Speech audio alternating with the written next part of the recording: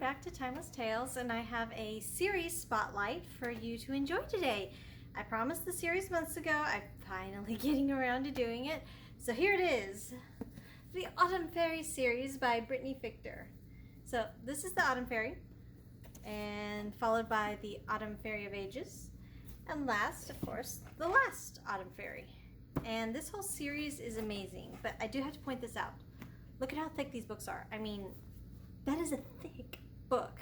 Granted, it's not as tall as some others, but that is thick. But it's good. It's really, really good.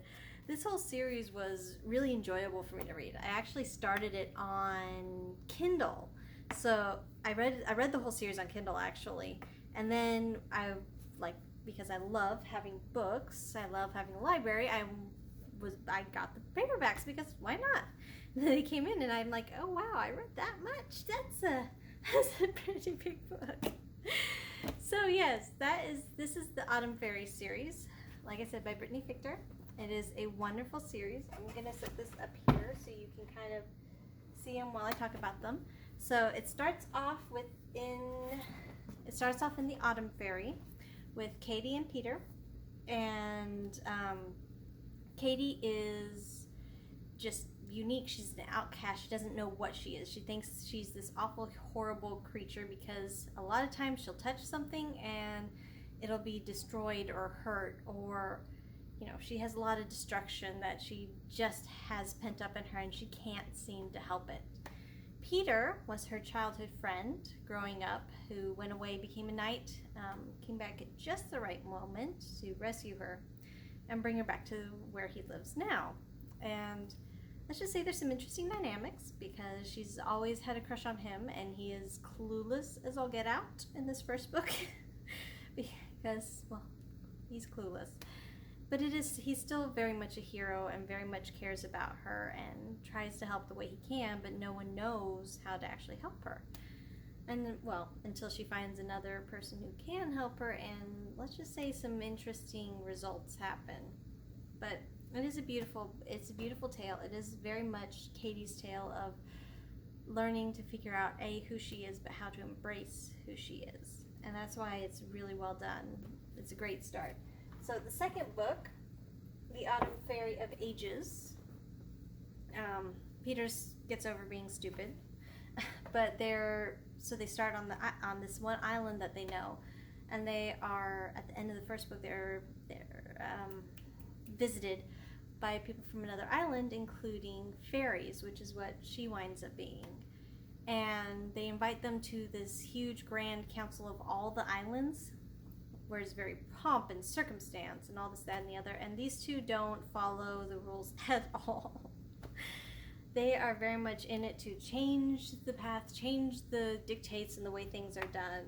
And it's very, very well done how she does the intrigue, and that on top of Katie learning more to embrace herself more, and Peter learning to rise up to be the man he wants to be for his people and such, as well as change the world, because while fairies and humans are more able to exist together on these other islands, they don't exactly exist in perfect harmony.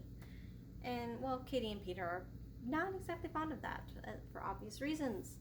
So, Autumn Fairy of Ages, second book, really well done. Definitely one to read. And then we have the last book, which is The Last Autumn Fairy. I've mentioned this in both the Mother and the Father's Day ones because, yes, spoiler alert, there is a child. Okay,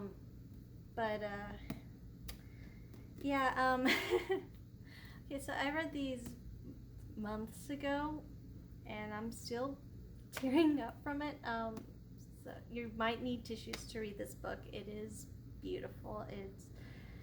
It's them fighting to create a better life for the islands, a better life for everyone on the islands, and then of course for themselves. And then of course with her becoming a mother and some of the difficulties and issues that arise, especially when there's someone out to completely destroy everything. And they're the only ones that can possibly stop them, but the sacrifice sometimes gets a little difficult for them to be willing to pay. But yeah, it's a beautiful way to round out the story. It's a beautiful way to round up the character arcs, their relationship, and like I said, there are some real heartbreaking moments in this one, especially for Katie. And so, if you're a mom, I'd recommend having at least a few tissues nearby because you're gonna feel it. It's beautifully written, and yeah, it's, like I said months ago, and I'm still tearing up. Yeah, Last Autumn Fairy.